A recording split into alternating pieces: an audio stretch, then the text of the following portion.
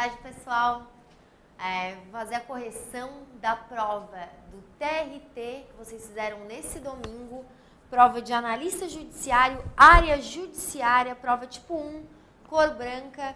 Primeiro eu quero parabenizar todo mundo que ficou lá domingo o dia inteiro ralando, fazendo aquela prova. Uma prova bem extensa, bem difícil. Espero que a gente tenha bastante aprovação aqui no Rico Domingues. Eu vi o quanto vocês estudaram, o quanto vocês se esforçaram para fazer essa prova. Gente, então, vamos fazer essa correção, né?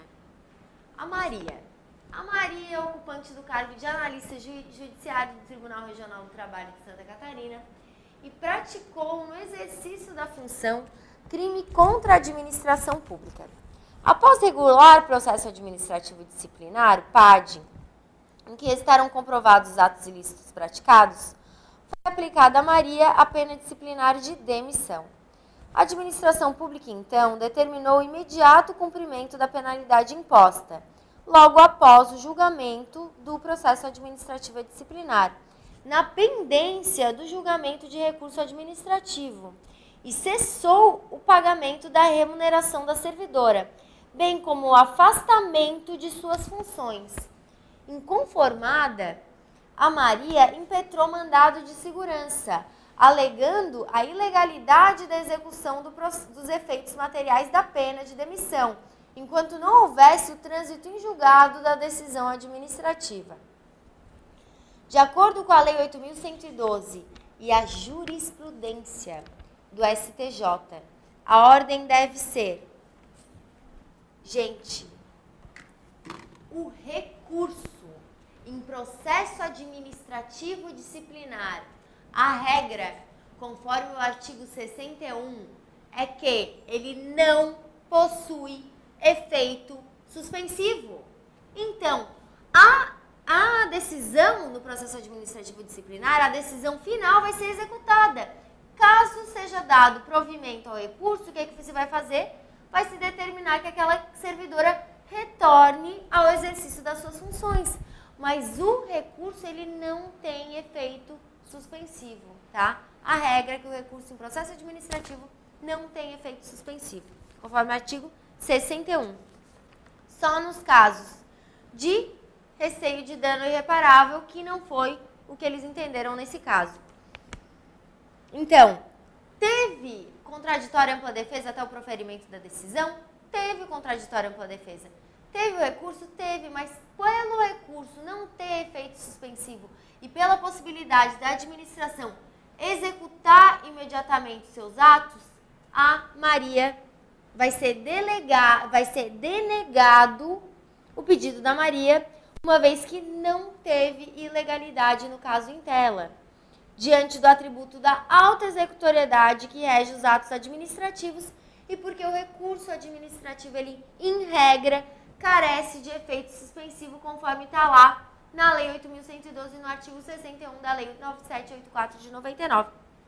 Então, o recurso não vai ter efeito suspensivo, por isso que já pode ser executada a decisão final no processo administrativo, a decisão de mérito que foi proferida no processo administrativo. Então, a assertiva correta, gente, é a B. Vai ser denegada, porque não teve legalidade nesse caso, porque o recurso não tem efeito suspensivo. 68. Resolução Administrativa 12 de 2016 do Tribunal Regional do Trabalho. É uma resolução, o que é uma resolução? É um ato interno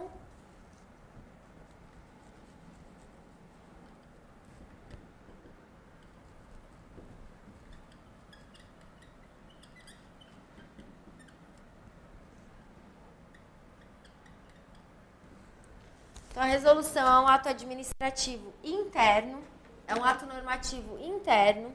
A resolução do Tribunal Regional do Trabalho da 12ª Região regulamenta no âmbito daquele tribunal a aplicação da resolução. Então, o que ele faz nessa resolução? Vai regulamentar a aplicação de uma outra resolução. É um ato interno regulamentar, que não é de exclusividade do chefe do executivo, porque se fosse do chefe do executivo, era o quê? Poder regulamentar. Tá. que autoriza o porte de arma de fogo para os servidores que efetivamente estejam no exercício de funções de segurança, conforme permissivo legal do Estatuto de Desarmamento. Em tema de poderes administrativos, é correto afirmar que a citada resolução foi editada com base em que poder?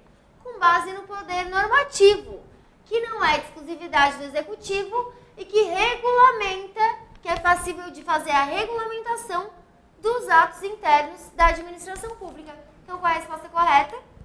Com base no poder normativo, que é aquele conferido à administração pública para expedição de normas gerais, abstratas e com efeitos para todos, para, no caso concreto, complementar a Lei nº 10.826 de 2003, observados seus limites e visando a sua efetiva aplicação. É com base no poder normativo. 69, gente. Quanto às empresas estatais. Em relação ao regime jurídico das empresas estatais, de acordo com o ordenamento jurídico e a doutrina de direito administrativo, as empresas públicas e as sociedades de economia mista integram a administração indireta, ostentando personalidade jurídica de direito público? Não, né? Direito privado. B. Tem empregados regidos pela CLT? Tem.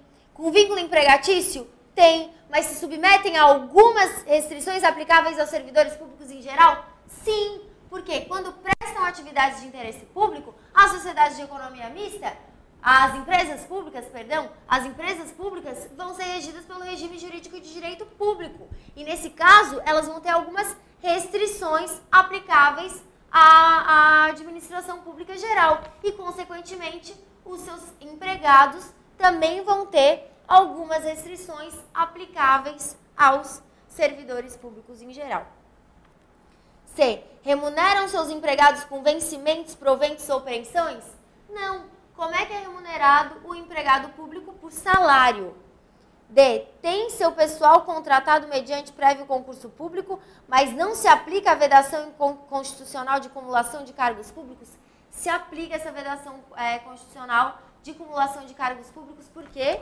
Porque o valor do salário é pago com dinheiro público. Na empresa pública não é todo o patrimônio do Estado? Então também se aplica a vedação constitucional. E. Concedem estabilidade constitucional? Não, gente. Empregado público não tem estabilidade, apesar de existirem alguns requisitos mais graves para que eles sejam demitidos. 70. Concessão. Então, a assertiva correta na 69 é a letra B. 70. Concessão de serviço público é a transferência de prestação dos serviços para os particulares, feitas pelo poder concedente mediante licitação na modalidade concorrência a pessoa jurídica ou consórcio de empresas que demonstre capacidade para o seu desempenho por sua conta e risco e por prazo determinado. Quanto à encampação, gente, o que é encampação? A encampação é quando a administração pública, o poder concedente, decide retomar a prestação do serviço durante o prazo da concessão e durante o prazo de concessão por motivo de interesse público. Então, a encampação é quando a administração pública, por motivo de interesse público, durante o prazo de vigência do contrato, decide voltar a realizar aquela atividade. Então, na questão 70, a assertiva correta é a E. O poder concedente decide retomar o serviço durante o prazo da concessão por motivo de interesse público, mediante lei autorizativa e após prévio pagamento de indenização. Todas as outras hipóteses, gente, que trouxe a questão 70, se trata de caducidade. Todas as outras hipóteses vão tratar de fatos em que o contratado, ele executou de forma incorreta o contrato. Ele descumpriu os termos contratuais. Então, todas as outras assertivas tratam de hipótese de caducidade, quando o contratado descumpre as determinações contratuais. A única que trata de encampação, que é quando a administração retoma a prestação daquele serviço por motivo de interesse público durante o prazo contratual, antes do término do prazo contratual, por razões de interesse público é assertiva E. 71. O ministro do Trabalho e Emprego, no exercício de competência que lhe foi delegada, faz publicar no Diário Oficial da União portaria nomeando sua filha para o exercício de cargo em comissão de chefe de gabinete de que é titular. Para combater o ato ilegal praticado, cabe ao legitimado ajuizar. Gente, esse caso é um ministro. Presidente, ministro, agente político tem o quê? Foro por prerrogativa de função. Então, quanto a eles, não cabe o ajuizamento de ação de improbidade administrativa. E o que aconteceu nesse caso concreto?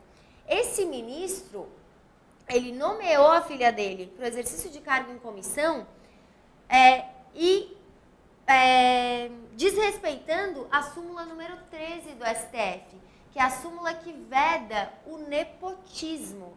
A súmula número 13 do STF veda o nepotismo e a contratação de parentes até o 2º grau para realizar funções comissionadas, funções de direção, chefia e assessoramento. Então, nesse caso, a filha, ela é parente de 1º grau. Não podia esse ministro chamar a filha para exercer uma função, um cargo comissionado. Então, nesse caso, tá? Essa questão trata de processo civil e de súmula, de entendimento contrário à súmula. Vocês tinham que saber que, nesse caso, quando o ato do agente público contraria o entendimento sumulado, é hipótese de ajuizamento de reclamação no STF. Então, ato que contrarie entendimento sumulado é hipótese de reclamação no STF, conforme o Código de Processo Civil. Nesse caso, não se trata de ação de improbidade administrativa, porque o ministro e o presidente da República também vão responder por crime de responsabilidade, não por crime de improbidade administrativa. E nesse caso, se trata de hipótese de reclamação, porque o ato foi contrário ao entendimento sumulado do Superior Tribunal Federal, do Supremo Tribunal Federal, tá? Contra a súmula 13 do STF. Então, a assertiva correta é a E. Vai caber o quê contra o ato do ministro? Reclamação no Supremo Tribunal Federal por violação à súmula vinculante que veda o nepotismo. Vai estar lá no Código de Processo Civil. Pesada essa questão, pessoal. A assertiva correta é a E. 72. O Tribunal Regional do Trabalho de Santa Catarina contratou sociedade empresária para a reforma do edifício sede do TRT. No curso do contrato, com base em critérios discricionários que atendem ao interesse público, a administração pública contratante deseja promover acréscimo quantitativo do objeto do contrato, de acordo com as disposições da Lei 8666 de 93. A atuação contratual pretendida. A gente viu isso em sala, pessoal, do analista judiciário. Reforma pode ter aumento quantitativo de até quanto? Até 50%. É uma das hipóteses de modificação unilateral do contrato que está lá no artigo 65 da Lei 8666 de 93. Em caso de reforma, unilateralmente a administração pública pode aumentar o quantitativo daquele contrato em até 50%. É o artigo 65, parágrafo 1º da Lei 8666 de 93. Então, a assertiva correta é a A. Pode ser imposta essa alteração unilateralmente pela administração até 50% do valor do contrato, em razão de cláusula exorbitante, implicitamente constante no contrato por força de lei, por força do que dispõe o artigo 65, parágrafo 1º, pela supremacia do interesse público sobre o privado, respeitado o equilíbrio econômico-financeiro do contrato. Então, a assertiva correta da 72 é a A, gente. Se alguém tiver mais alguma questão, pode mandar por e-mail, monica@icodomingues.com.br. E espero que vocês tenham ido bem na prova. Desejo muita sorte, muito sucesso para todo mundo e um abração. Tchau!